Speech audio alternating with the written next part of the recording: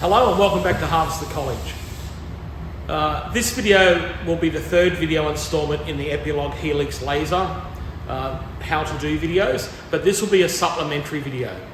So the last two videos were concentrated on acrylic and only about 3mm thick.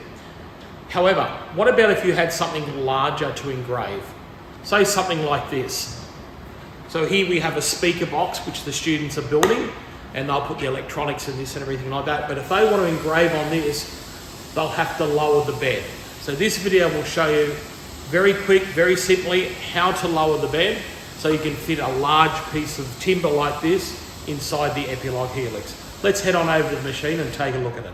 Now off camera, I've turned the laser on and allowed the machine to boot and home. Now I'll lift open the lid to give you access. Now, when I was talking about the bed, I'm actually talking about the table, this table here. Now, in this laser, Epilog Laser Helix model, we can actually lower that table. It's very easy to do. To give you an idea of where we might need to lower the table, let's put this block of timber in. And you can see here that we have a real problem. There's no way in the world we can engrave that. So what we need to do, we need to get into the settings here and lower the table. Now, before activating this setting to lower the table, let's remove the job out of the machine. Let's just close the lid so no one's fingers get squashed. And we're going to go into the setting now. You'll notice that once I press this button, the carriage will move. So it's this button here.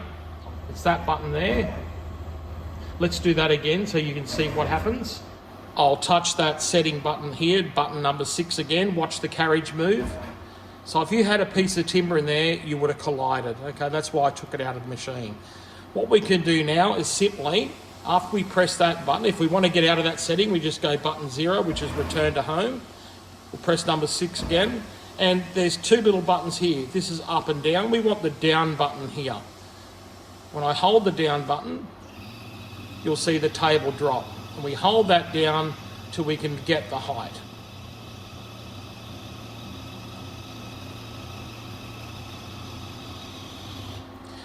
It's all the way to the ground now, and you can see I'll open the lid. Let's zoom you in a little bit so you can see a bit better.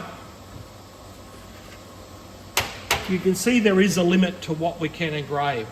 So obviously we can't put something, upright this way. It's just too high. So we'd have to engrave that before we did the assembly process.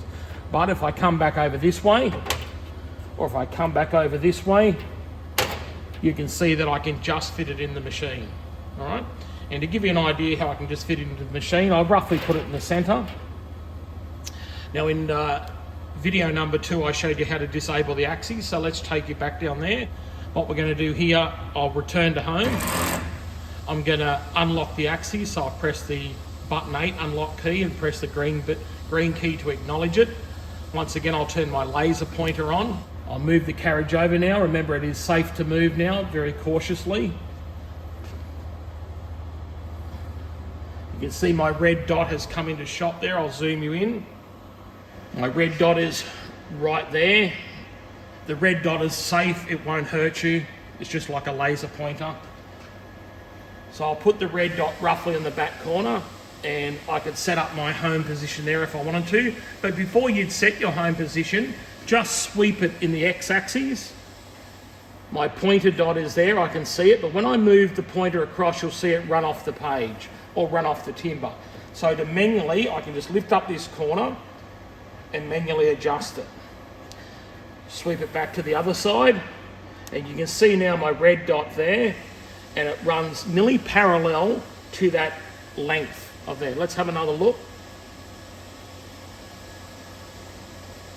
Now it's out within about 1mm. Now, in CNC world, if we were setting up a vise on a CNC milling table, we'd have to sweep it with a dial gauge to make sure that we're parallel. That's called tramming. In here, it's just a simple, quick setup to ensure that I'm parallel with the x-axis and I'm ready to engrave. Now, if I wanted to set that as my home position, remember, I would press the home set button here. All right, and now I'd be ready to go into CorelDRAW, set up my settings, and to run this job. Now to reset the axes back to the home position, as you can see here, It's still where I left it last time. The machine is currently powered off.